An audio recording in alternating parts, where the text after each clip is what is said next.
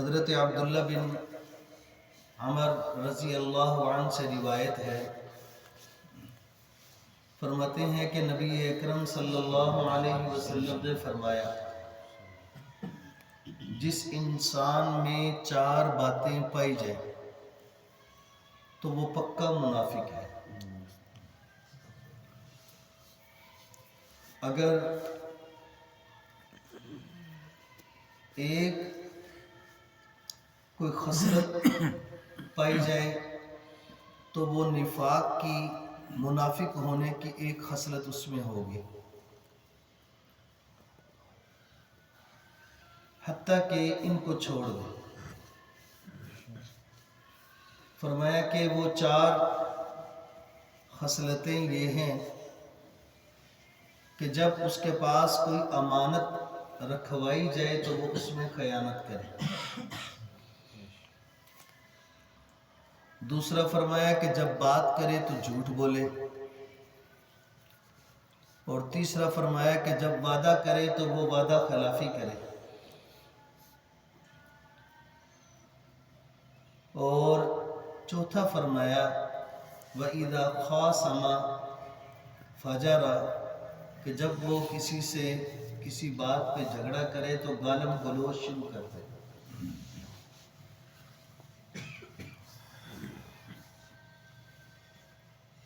اس حدیث کے ترجمے کے بعد ایک بات سب سے پہلے یہ سمجھے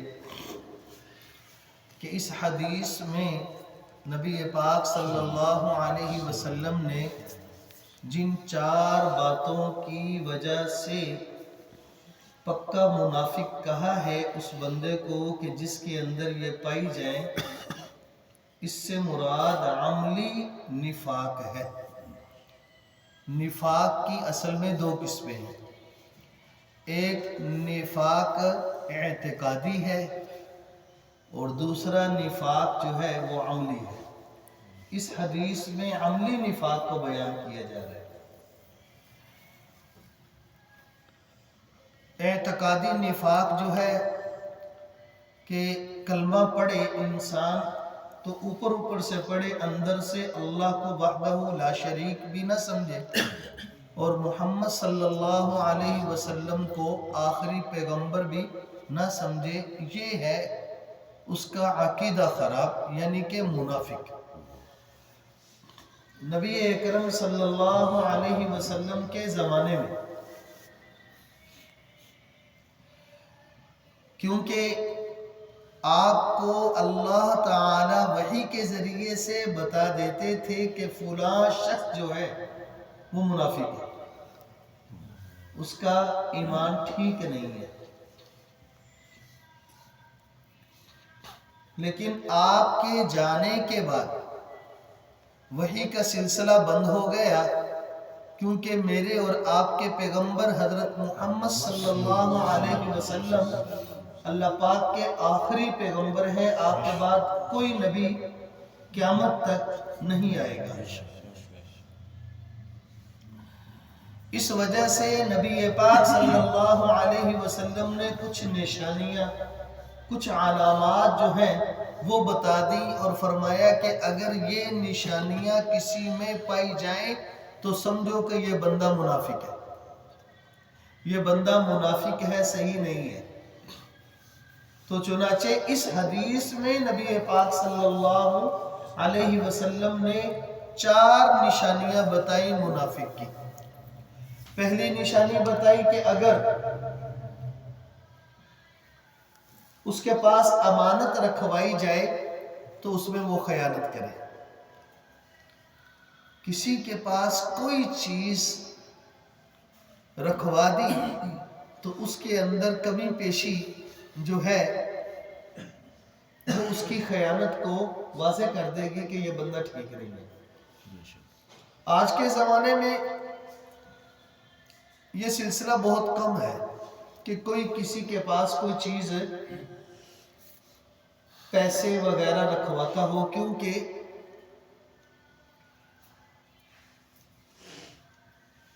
کوئی 40 سال 50 سال 60 سال پیچھے چلے جائیں تو ایسے لوگ پائے جاتے تھے کہ بینکنگ کا نظام نہیں تھا، تو لوگ اپنی رقم، اپنے پیسے اپنے گھر میں غیر محفوظ سمجھتے تھے، تو وہ کسی ایسے گھر میں کسی ایسے بندے کو پکڑا دیتے تھے جس پر وہ سمجھتے تھے کہ یہ ہمارے مال کی حفاظت کر لے گا، تو رکھوایا کرتے تھے لوگ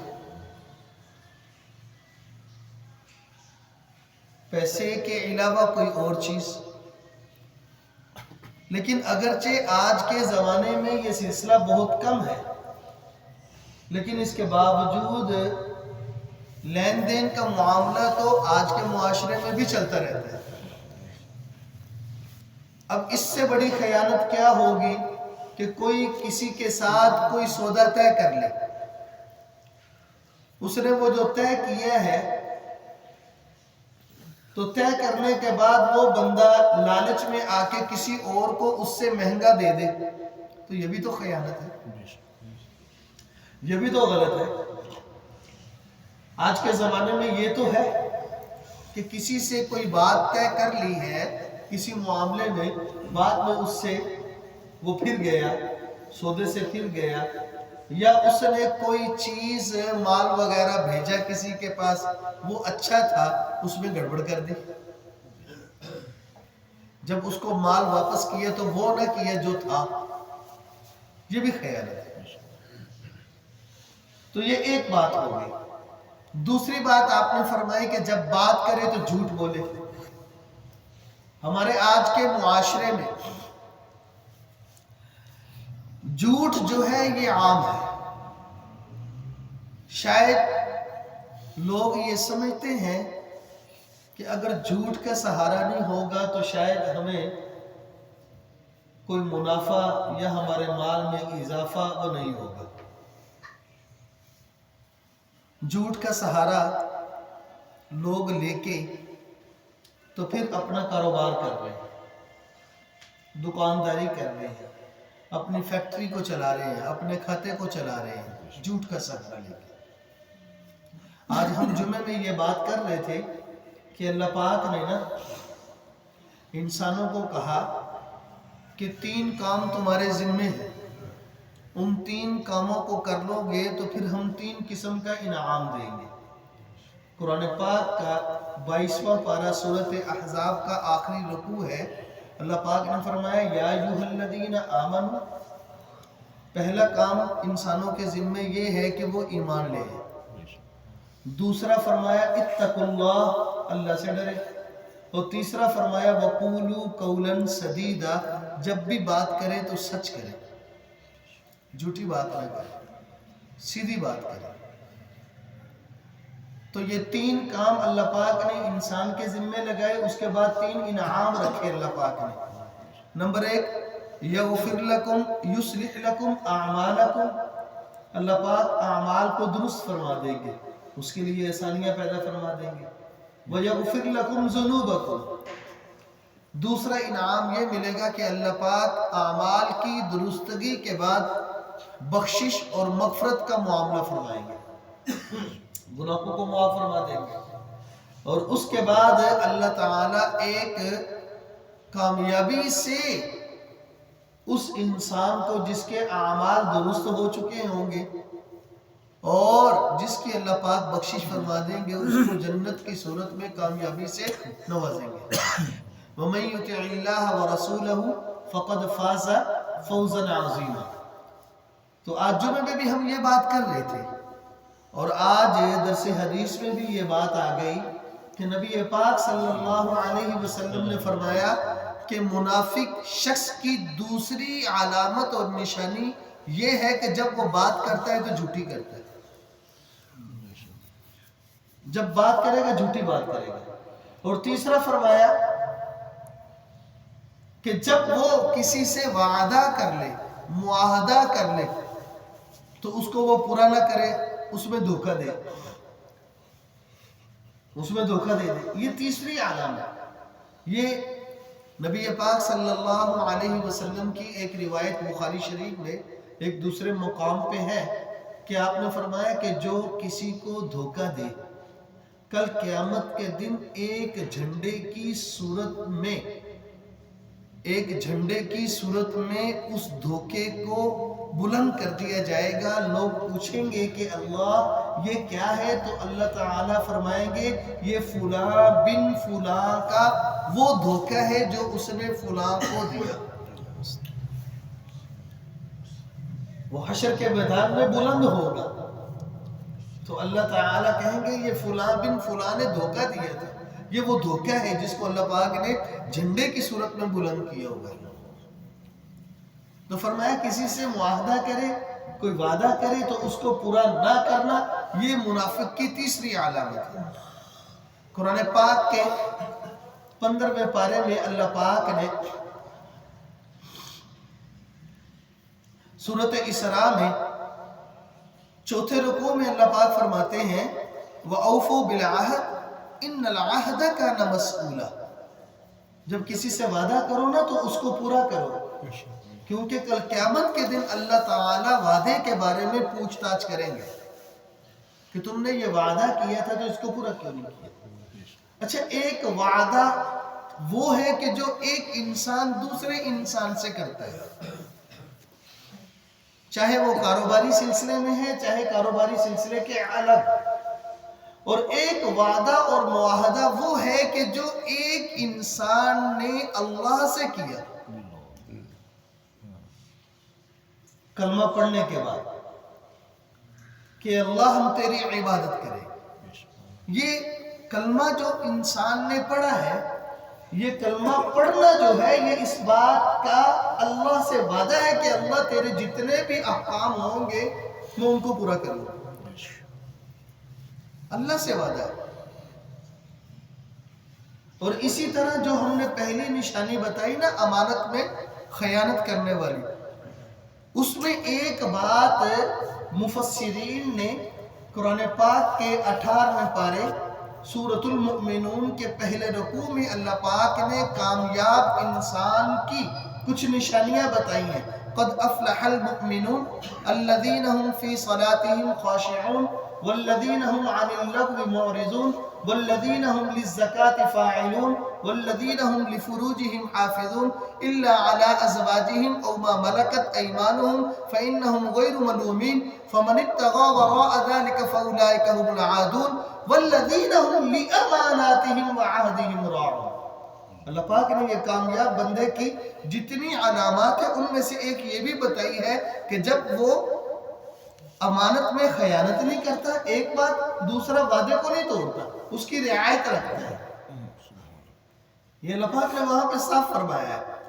تو مفسرین نے اس آیت کے ضمن میں یہ بات لکھی ہوئی ہے کہ کوئی کسی کے پاس نوکری کرے تو وہ اس کے ساتھ طے کرتا ہے کہ صبح 8 بجے سے لے کے 5 بجے تک یا صبح 8 سے 8 بجے تک میں تمہارے پاس اتنی دیر کے لیے کام کروں گا، اور اس کام کا عوض جو ہے وہ مالک طے کر لیتا ہے کہ میں تمہیں اس کے بدلے میں 1500 1000 500 تمہیں میں روزانہ کی بنا پہ ادا کروں گا.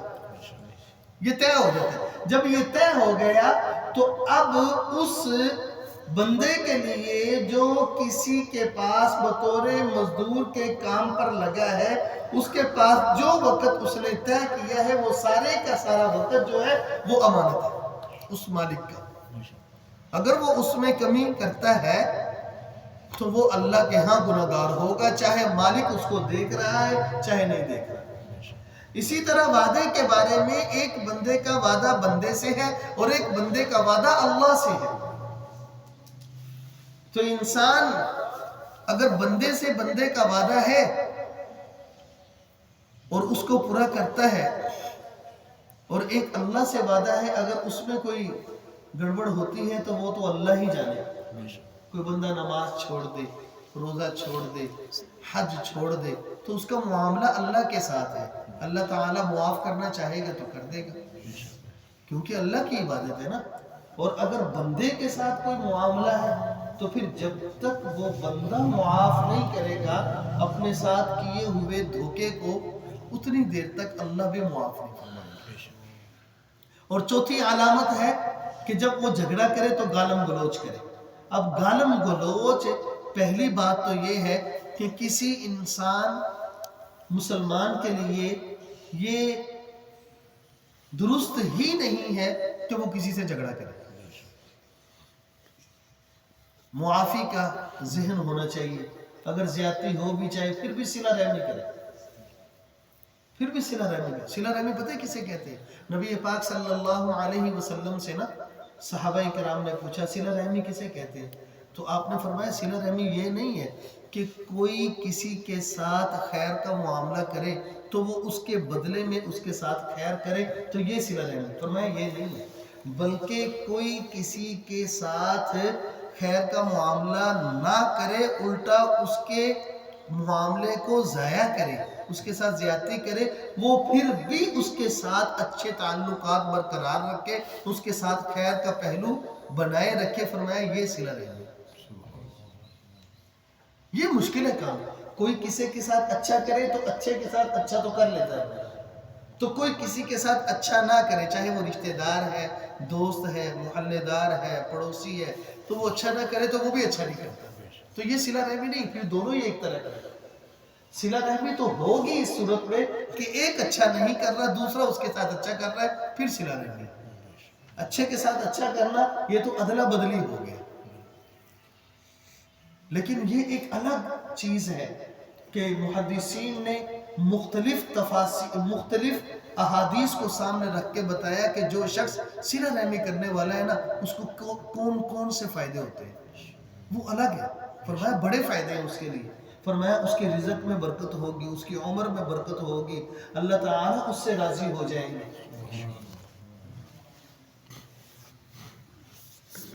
اور اس کے علاوہ بڑے کئیوں نے 10 فائدے لکھے ہیں، کئیوں نے اس سے بھی زیادہ فائدے لکھے ہیں. میں نے وہ بتائے ہیں جو آپ کو ہمارے ساتھ جن کے بارے میں انسان کا ذہن بہت جلدی چلا جاتا ہے. رزق میں اس کے ساتھ اضافہ ہوتا ہے، عمر میں اللہ پاک کی اضافہ فرماتے ہیں، اللہ تعالیٰ راضی ہو جاتے ہیں. اس سے بڑی بات ہے یہ صلہ رحمی کے فائدے ہیں. تو فرمایا کہ جب اس کے ساتھ کیا کیا جائے، جھگڑا کیا جائے تو وہ گالم گلوچ شروع کر دے. تو فرمایا کہ یہ 4 علامات ہیں. آپ نے فرمایا کہ جس انسان کے اندر یہ پائی جائیں گی وہ پکا منافق ہے، یہ عملی نفاق ہے اس کے اندر. اللہ تعالیٰ میری اور آپ کی سب کی حفاظت فرمائے.